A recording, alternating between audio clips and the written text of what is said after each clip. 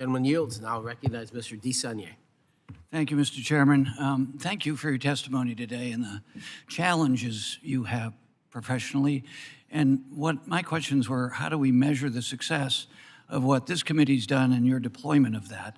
And I've heard a lot of good things here today, but also have some concerns. I entered this when there was a near miss 11 years ago at SFO, where we came 54 feet with an Air Canada flight landing on 3 loaded planes on a taxiway, and they didn't read the notice to airmen and the whole series. So the first performance standard is, how are we doing on near misses? So when we started this process and reauthorization, and what I'm looking here for is simple measurements, and then I'll have a follow-up question about how we can get into more details.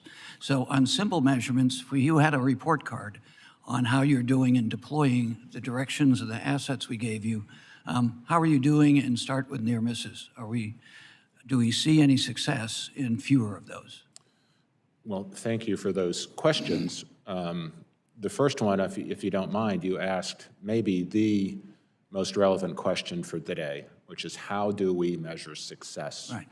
That's such a critical question that we, the FAA, I'll tell you, we still struggle with it. We can look at objective things in terms of we've deployed, 36%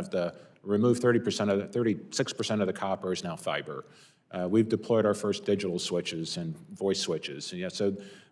And we're going to close a radar acquisition before the end of the year. And we have a 2.5-year time frame on how we'll deploy that. So I could give you a lot of those objective measures of success, but the real measure of success is, are we actually making the NAS safer, right? So, and we're studying ways that we can objectively provide evidence that our modernization efforts are paying fruit in terms of increasing the safety and efficiency of the NAS. So again, great question. Love to talk more about it with you. You asked specifically about near misses. One of the data points that we saw during the lapse was an increase in near misses.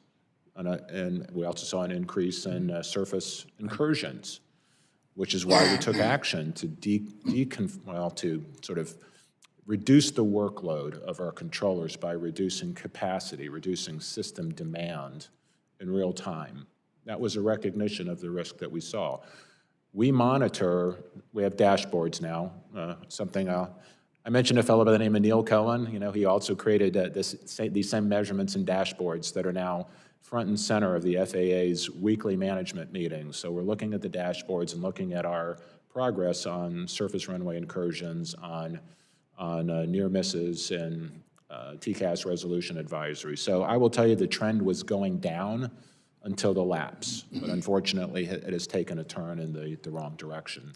Mr. Chairman, I'd love to work with you and our group just to get sort of a report card on simple, easy to measure. I have it. I'll be happy to share it with you. All right, and then in more detail, we have over 30 priorities that our office we're able to work with stakeholders, but particularly the workforce and retired workforce members, pilots, air traffic controllers.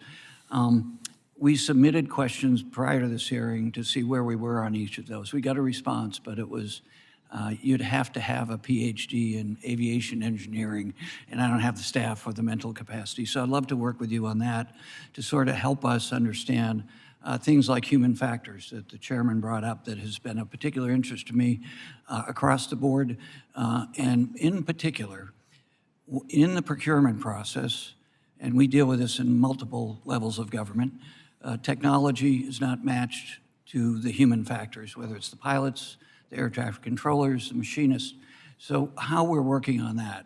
We go with the lowest best bid across government, state and federal level, but it doesn't really deal with the deployment and the necessary training with this new technology. And it was quite obvious in the root cause analysis at the incident at SFO, where the pilots and the air traffic controllers had technology, but they had never been trained fully under the circumstances to understand it and deploy it. So I wonder if you could respond to that, how you're dealing with that part of getting the workforce up, but getting them trained in par with the technology, and having the technology companies as part of the procurement pay for that training or fair share of the training. Well, thank you for the question. we have just published, I believe it went out yesterday, our roadmap, our flight plan for 2026 that we've sent to the front line. It outlines 3 key pillars for how we'll have success in 2026. The first pillar is people. Again, making sure we're hiring the best people, giving them the best training, and giving them the best tools, and achieving the best results. That sounds simple, maybe cliche even, but we have a roadmap of 20 different deliverables that we're going to execute on next year in order to unlock progress on our people initiatives. And hopefully that'll improve culture. The second silo, of course, is safety. And there are so much low-hanging fruit that we can bring to bear through some level of FAA reorganization. Today we have safety elements siloed in 8 different lines of business. And they don't talk to each other, sir. They don't collaborate across the FAA agency landscape. In fact, in some ways, they compete against one another. We are going to deconstruct that, and we're going to create an integrated FAA safety process, one FAA safety management system focused on identifying and then mitigating risks quickly. That's on our to-do list. And then finally is modernization.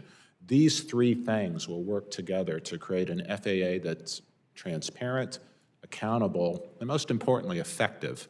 And I think that's really what this committee expects, is an FAA that can deliver effective oversight of the aviation ecosystem and assure the traveling public that they're getting the safest travel experience, bar none.